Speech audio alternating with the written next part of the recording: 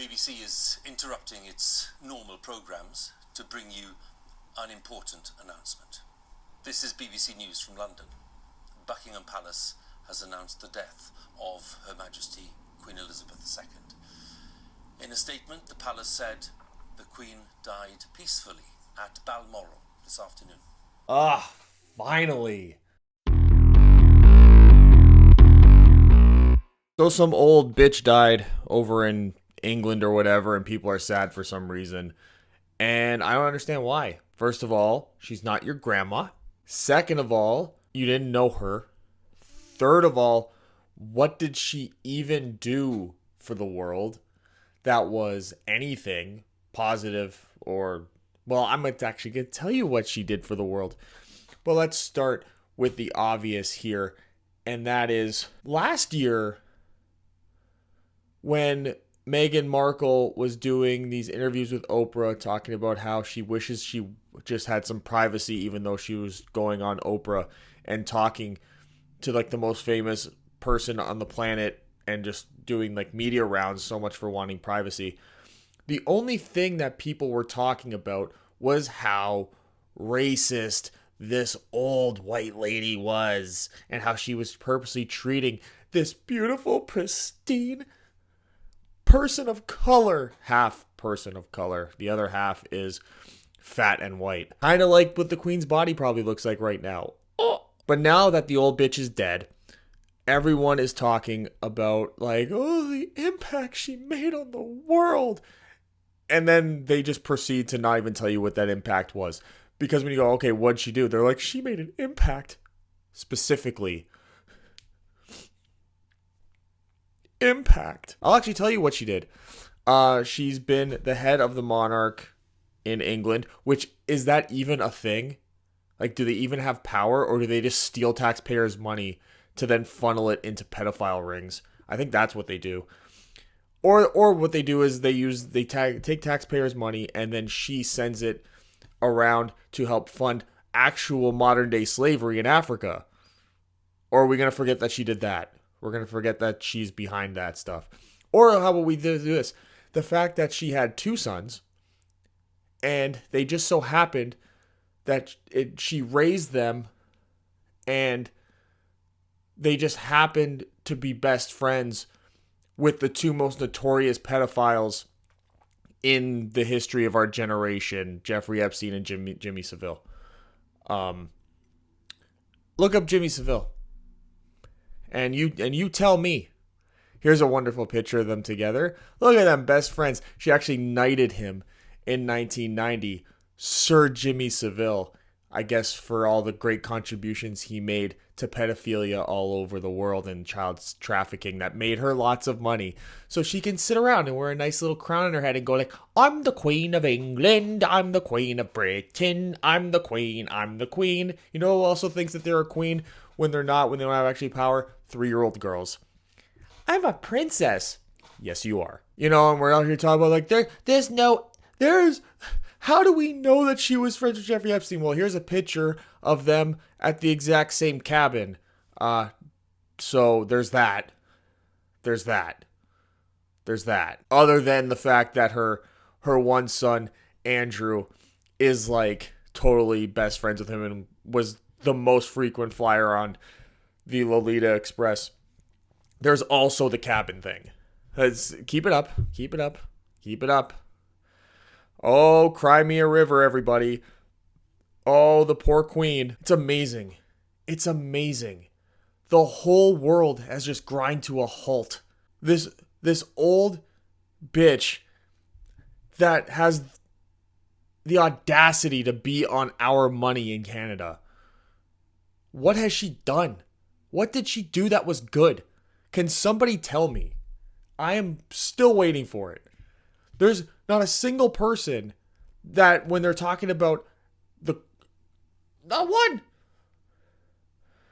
Not one. Oh, she served with such grace. So what? Who cares what she did when the cameras were rolling? Who cares what she did when people were watching? That's the most irrelevant way to judge a human being, is how they behave when the camera's on. Except me, of course, because when the camera's on, I'm at my best, and this is how I am in real life. So, not me. Pretend I'm not. I don't count. Because when the cameras weren't rolling, she's easily one of the most insidiously evil human beings on the planet. Period. End of story. Don't believe me?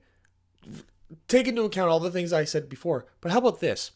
How about the fact that she got millions of dollars per year and had the balls to go on TV, to go into media, and to give her little speeches from an actual throne with a gold crown on her head and talk about things like poverty and income inequality and racism and pointing the finger at you, Johnny Sixpack, Jimmy 9 to 5, Becky paycheck to paycheck, and point the finger at you like you need to do something. We need to do something. Bitch, who is we?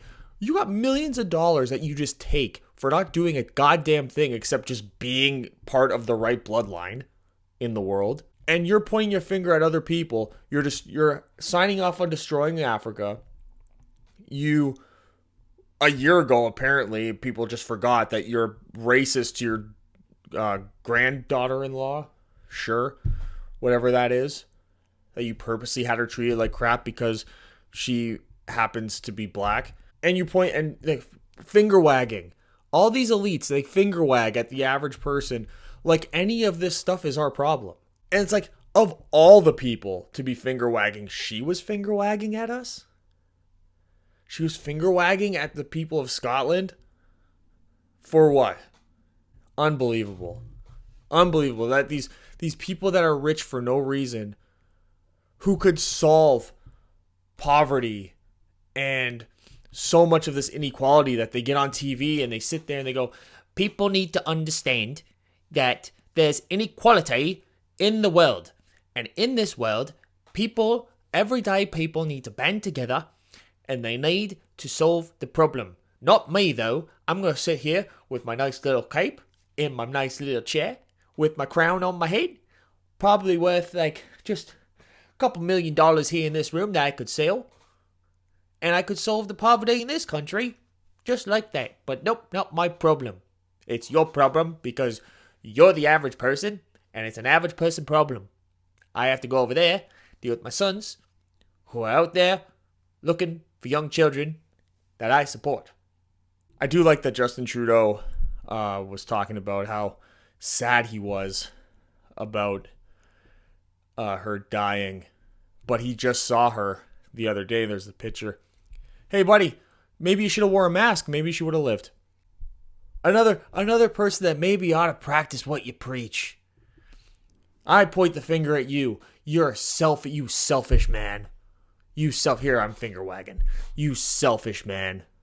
You went to another country. You flew to another country and saw an elderly person who had a history of health issues recently, and you stood within 6 feet of them without a mask on? Sir, you should be held accountable. Cares. Good. I hope. Good. You know what? I hope Trudeau is the one that I hope he breathed on her too hard, and that's what made her croak. Yeah. And now they're parading her around in a casket like a trophy.